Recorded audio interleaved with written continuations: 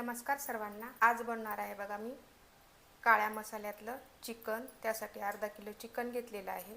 चिकनवरती अर्धा लिंबाचा रस टाकायचा, पीस कडक राहतात। 1 चम्मच मीठ टाकायचं, थोडी हळद आणि मीठ चिकनला लावून घ्यायचं व्यवस्थित।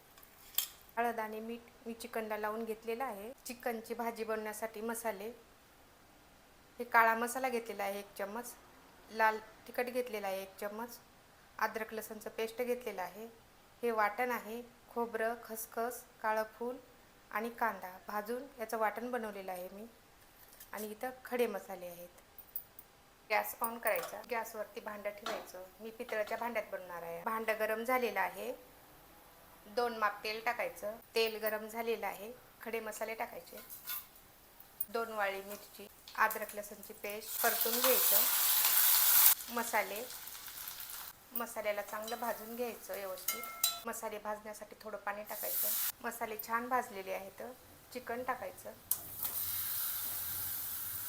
चिकनला परतून घ्यायचं व्यवस्थित, मसाले लागले पाहिजे। 5 मिनिटासाठी प्लेट ठेवायची। 5 मिनिटं झालेली आहे। चिकनला परतून घ्यायचं। मध्ये थंड पाणी नाही टाकायचं कधी पण। मी पाणी गरम करून घेतलेलं आहे, पाणी टाकून घ्यायचं याच्यामध्ये। मला चिकन रस्सा बनवायचा आहे, त्याच्यामुळे मी जास्त पाणी टाकलेले आहे।